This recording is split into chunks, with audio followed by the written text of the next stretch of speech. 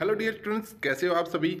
NEET 2022 की registration है वो हमारी जल्दी ही स्टार्ट होने वाली है।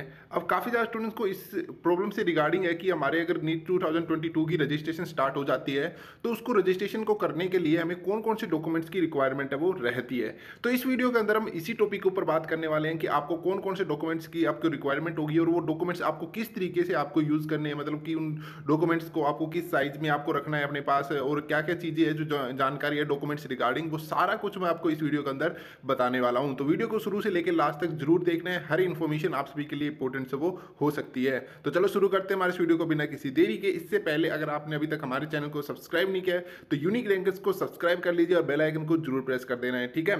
चलो शुरू करते हैं। तो सबसे पहले हम यहाँ पे बात करते हैं डॉक्यूमेंट्स रिगार्डिंग। तो अगर आप अपना एप्लीकेशन फॉर्म फिल करोगे, जब अपना रजिस्ट्रेशन करोगे, तब आपको कुछ डॉक्यूमेंट्स की जरूरत है वो पड़ने वाली है। तो वो डॉक्यूमेंट्स आपको अपने एप्लीकेशन फॉर्म के अंदर वो आपको अपलोड करने होते हैं। तो वो कौन कौन से डॉक्यूमेंट्स है वो मैं आपको यहाँ पे बता देता हूँ, ठीक है। तो पहले मैं आपको उनके सिर्फ नाम बता देता हूं, उसके बाद मैं आपको इनकी डायमेंशन और वो भी बता दूंगा कि किस तरीके से आपको उनको रखना है, मतलब ठीक है। जैसे अगर हम बात करें फोटो को आपका किस तरीके का पैटर्न होना चाहिए वो भी मैं आपको वीडियो के आगे बताऊंगा भी, ठीक है। तो थोड़ा वेट कीजिए। तो सबसे पहले आपके पास अपनी एक फोटोग्राफ होनी चाहिए, ठीक है। फोटोग्राफ वो आपकी करंट में होनी चाहिए। दूसरा आपके पास सिग्नेचर होना चाहिए। तीसरा आपके पास अपना लेफ्ट हैंड का थंब इम्प्रेशन होना चाहिए।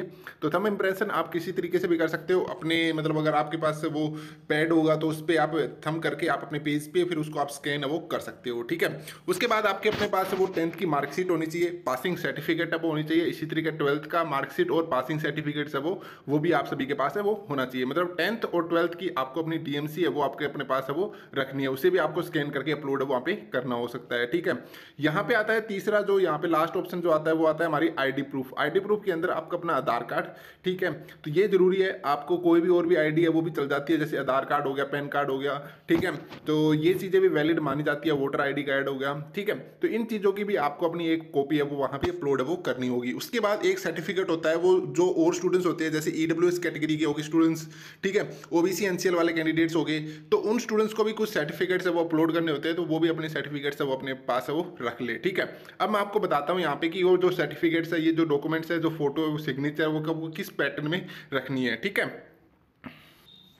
तो अब यहाँ पे देखिए, सबसे पहले मैं आपको यहाँ पे बता देता हूँ कि अगर आप अपनी फोटो वो अपलोड कर रहे हो तो वो आपका फोटो वो किस तरीके का होना चाहिए, ठीक है।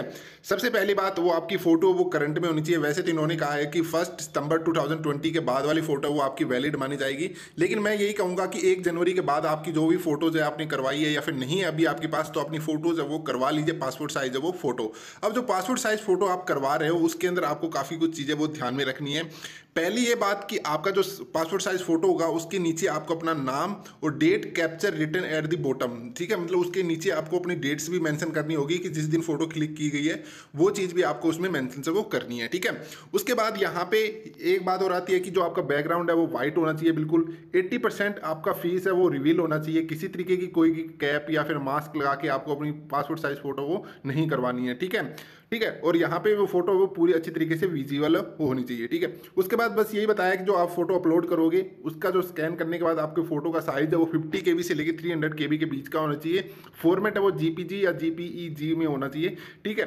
तो ये चीज़ है। उसके बाद अगर यहाँ पे बात करें हम, यहाँ पे कैंडिडेट फोटोग्राफ हो गया। यहाँ पे कैंडिडेट फोटोग्राफ के बारे में बताया हुआ है अगेन, ठीक है। तो यहाँ पे इसके बाद अगर हम बात करें सिग्नेचर की, तो सिग्नेचर में अगर आपका जो यूज होना चाहिए वो ब्लैक पेन से आप अपना सिग्नेचर करना है, ठीक है। और रनिंग हैंड राइटिंग में आपका सिग्नेचर वो होना चाहिए। व्हाइट पेज के ऊपर अपना सिग्नेचर वो करना है। साइज उसका 4 KB से लेकर 30 KB के बीच का होना चाहिए जो आप सिग्नेचर यूज करोगे।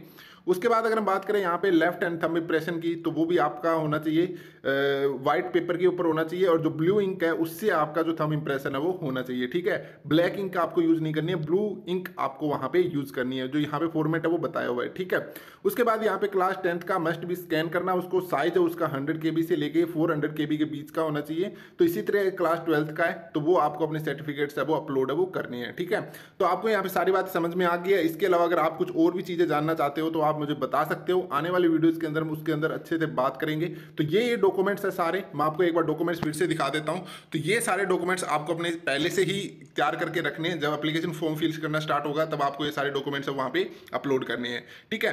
तो आई होप आप सभी को इन्फॉर्मेशन बहुत ही अच्छी लगी हो। तो चैनल को सब्सक्राइब जरूर कर लेना है और बेल आइकन को जरूर प्रेस करना है ताकि आने वाली वीडियोस की नोटिफिकेशन भी आपको मिलती रहे। Thank you, keep learning and keep watching my channel.